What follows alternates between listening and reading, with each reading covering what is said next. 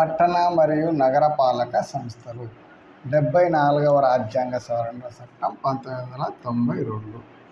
PV Narasimha Rao కాలంలో పట్టణ నగరపాలక సంస్థలకు రాజ్యాంగ ప్రతిపత్తి కల్పించడం జరిగింది. రాజ్యాంగ ప్రతిపత్తి కల్పించినారు. ఈ పట్టణ నగరపాలక సంస్థలకు రాజ్యాంగ ప్రతిపత్తి కల్పించి 12వ షెడ్యూల్లో చేర్చడం జరిగింది. 12వ షెడ్యూల్లో చేర్చడం జరిగింది.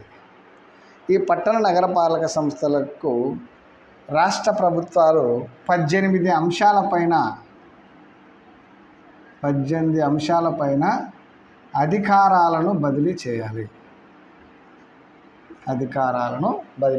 ఇందులో 11 అంశాలు ఖచ్చితంగా నెరవేర్చాలి.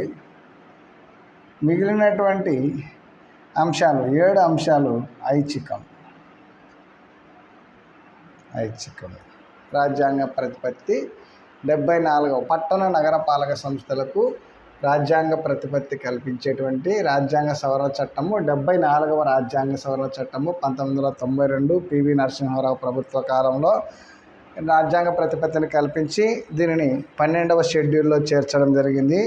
పట్టణ నగరపాలక సంస్థలను 12వ షెడ్యూల్లో చేర్చిన తర్వాత పట్టణ నగరపాలక సంస్థలకు రాష్ట్ర ప్రభుత్వాలు 18 అంశాలపైన అధికారాలను బదిలీ చేయవలసి ఉంటుంది. అందులో 11 అంశాలు వచ్చేసి ఖచ్చితంగా నెరవేర్చాలి. 7 అంశాలు వచ్చేసి ఐచ్ఛికంగా ఉంటాయి. ఈ పట్టణ నగరపాలక సంస్థలకు సంబంధించినటువంటి 18 ప్రకరణలు. అందులో ప్రకరణ 243P to 243ZG, 243P to 243ZG వరకు ఉన్నటువంటి ప్రకరణలలో పట్టణ నగరపాలక సంస్థలకు సంబంధించిన అంశాలు వివరించడం జరిగింది. ప్రకరణ 243P నిర్వచనాలు. రాష్ట్ర ప్రభుత్వము గవర్నర్ నోటిఫికేషన్ అనుసరించి క్రింది అంశాలపైన నిర్వచనాలను రూపొందిస్తుంది. రాష్ట్ర ప్రభుత్వము గవర్నర్ నోటిఫికేషన్ అనుసరించి అంటే ఏ అంశాలపైన అంటే జిల్లా, కమిటీ, మెట్రోపాలిటన్ నగరాలు, మున్సిపల్ ఏరియా, మున్సిపాలిటీలు, పంచాయతీలు వీటిపైన గవర్నర్ నోటిఫికేషన్ అనుసరించి నిర్వచనాలను రూపొందించడం జరుగుతుంది. నెక్స్ట్ ప్రకరణ 243Q వ్యవస్థాపనం. ఈ పట్టణ నగరపాలక సంస్థలను 5 రకాలుగా వర్గీకరించారు. వ్యవస్థాపనం ప్రకరణ 243Q వ్యవస్థాపనం పట్టణ నగరపాలక సంస్థలను 5 రకాలుగా వర్గీకరించారు. అవి ఒకటి ఏంటంటే మెట్రోపాలిటన్ నగరాలు.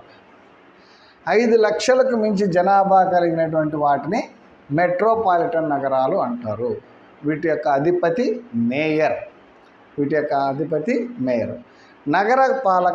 నగర కార్పొరేషన్లు 3 లక్షలకు మించి జనాభా కలిగినటువంటి వాటిని నగర కార్పొరేషన్లు అంటారు. ఈ రెండింటి యొక్క అధిపతి కూడా మేయర్. మున్సిపాలిటీలు 25,000కు మించి జనాభా కలిగినటువంటి వాటిని మున్సిపాలిటీలు అంటారు. జనాభా 25,000కు మించి ఉంటే వాటిని మున్సిపాలిటీలు అంటారు. వీటి యొక్క అధిపతులు వచ్చేసి చైర్మన్లు, అధ్యక్షులు. నగర పంచాయతీలు గ్రామీణ ప్రాంతం నుండి పట్టణ ప్రాంతముగా వేగముగా అభివృద్ధి చెందుతున్న ప్రాంతాలలో వీటిని ఏర్పాటు చేస్తారు. ఇక్కడ ఉన్నటువంటి ఈ ప్రాంతంలో చదరపు కిలోమీటర్లకు 400కు మించి జనాభా ఉంటారు. మామూలుగా శ్రామికులలో 75% పైగా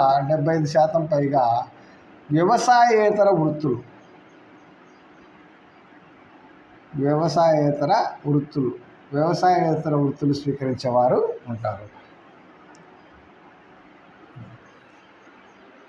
నగర పంచాయతీలు గ్రామీణ ప్రాంతం నుండి పట్టణ ప్రాంతంగా వేగముగా అభివృద్ధి చెందుతున్నటువంటి ప్రాంతాలలో వీటిని ఏర్పాటు చేస్తారు. టౌన్షిప్లు BHEL ఎగ్జాంపుల్ టౌన్షిప్లు భారీ పరిశ్రమలు. ఏదైనా భారీ పరిశ్రమలు ఏర్పాటు చేసినప్పుడు ఆ పరిసర ప్రాంతాలలో ఏర్పాటు చేసుకున్న ప్రజల పరిపాలన నిమిత్తం అక్కడ నివాసాలు ఏర్పాటు చేసుకునేటువంటి ప్రజల పరిపాలన నిమిత్తము ఏర్పాటు చేయబడేటువంటి సంస్థలే ఇవి టౌన్షిప్లు. BHEL township.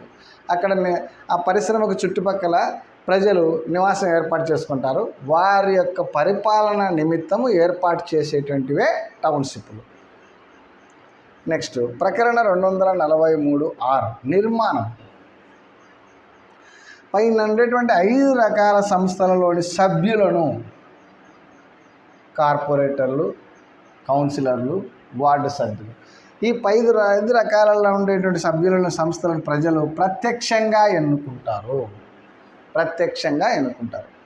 అంటే మెట్రోపాలిటన్ నగర కార్పొరేటరు, మున్సిపాలిటీల యొక్క కౌన్సిలర్లను, నగర పంచాయతీల యొక్క వార్డు సభ్యులను వీళ్ళు ఏం చేస్తారంటే ప్రత్యక్షంగా ఎన్నుకుంటారు. నిర్మాణం. 5 రకాల సంస్థలలోని సభ్యులను ప్రజలు ప్రత్యక్షంగా ఎన్నుకుంటారు. సభ్యులను మెట్రోపాలిటన్ నగరాల మేయరు, నగర కార్పొరేషన్ మేయరు, మున్సిపాలిటీల అధ్యక్షులు అనగా ఆయా సంస్థల అధిపతులు పరోక్ష పద్ధతిలో ఎన్నుకుంటారు. అంటే కార్పొరేటర్లు అందరూ కలిసి మేయర్ని ఎన్నుకుంటే, కౌన్సిలర్లు అందరూ కలిసి మున్సిపాలిటీ చైర్మన్ ఎన్నుకుంటే, వార్డు సభ్యులు అందరూ కలిసి నగర పంచాయతీ అధ్యక్షులను ఎన్నుకుంటారు. అట్లా వీటి యొక్క అధిపతులు మెట్రోపాలిటన్ నగరాలు, నగర కార్పొరేషన్లు, మున్సిపాలిటీల యొక్క అధ్యక్షులు ఆయా అధిపతులు అందరూ కూడా ప్రత్యక్ష పద్ధతిలో ఎన్నుకుంటారు. అయితే నగర పంచాయతీ అధ్యక్షులు ఎంపిక అనేటువంటిది ప్రత్యక్షమా పరోక్షమా అనే అంశము రాష్ట్ర ప్రభుత్వ నిర్ణయంపై ఆధారపడి ఉంటుంది. ఈ నగర పంచాయతీ అధ్యక్షుల యొక్క ఎంపిక ప్రత్యక్షమా పరోక్షమా అనే అంశం రాష్ట్ర ప్రభుత్వ నిర్ణయం పైన ఆధారపడి ఉంటుంది. మేయరు, నగర కార్పొరేషన్, మున్సిపాలిటీ చైర్మన్లు పరోక్ష పద్ధతిలో ఎంపిక అవుతారు. నగర పంచాయతీ అధ్యక్షుల ఎంపిక ప్రత్యక్షమా పరోక్షమా అనే అంశం రాష్ట్ర ప్రభుత్వ నిర్ణయాలపై ఆధారపడి ఉంటుంది. నెక్స్ట్ వార్డుల ఏర్పాటు. ప్రకరణ 243(S) వార్డుల ఏర్పాటు. మెట్రోపాలిటన్ నగరాల్లో 100 నుంచి 200 వరకు వార్డు సభ్యులు ఉంటారు. ఈ వార్డు సభ్యులను ఏమంటారంటే కార్పొరేటర్లు అంటారు. మెట్రోపాలిటన్ నగరాల్లో 100 నుంచి 200 వరకు వార్డు సభ్యులు ఉంటారు. ఆ వార్డు సభ్యులని కార్పొరేటర్లు అంటారు. భారతదేశంలో అత్యధిక కార్పొరేటర్లు కలిగినటువంటిది వచ్చేసి బృహత్ ముంబై నగర కార్పొరేషన్. అత్యధికంగా 228 మంది కార్పొరేటర్లు కలరు, అంటే వార్డు సభ్యులు కలరు. మెట్రోపాలిటన్ నగరాల్లో 100 నుంచి 200 వరకు సభ్యులు ఉంటారు, కార్పొరేటర్లు ఉంటారు. ఈ సభ్యులను ఏమంటారంటే కార్పొరేటర్లు ఉంటారు. వార్డు సభ్యుల సంఖ్య మెట్రోపాలిటన్ నగరాల్లో 100 నుంచి 200 వరకు ఉంటాయి. ఆ వార్డు సభ్యులను కార్పొరేటర్లు అంటారు. భారతదేశంలో అత్యధికంగా కార్పొరేటర్లను, వార్డు సభ్యులను కలిగినటువంటి నగరం వచ్చేసి బృహత్ ముంబై నగర కార్పొరేషన్. అత్యధికంగా 228 మంది వార్డు సభ్యులు కలరు. నెక్స్ట్ నగర కార్పొరేషన్లు 50 నుండి 100 వరకు సభ్యులను కలిగి ఉంటుంది. ఈ సభ్యులను కూడా కార్పొరేటర్లు అంటారు. నెక్స్ట్ మున్సిపాలిటీలు 23 నుంచి 50 వరకు వార్డు సభ్యులు ఉంటారు. ఈ వార్డు సభ్యులను కౌన్సిలర్లు అంటారు. నగర పంచాయతీలో 15 నుంచి 21 వరకు ఉంటారు. వీళ్ళు వార్డు సభ్యులు.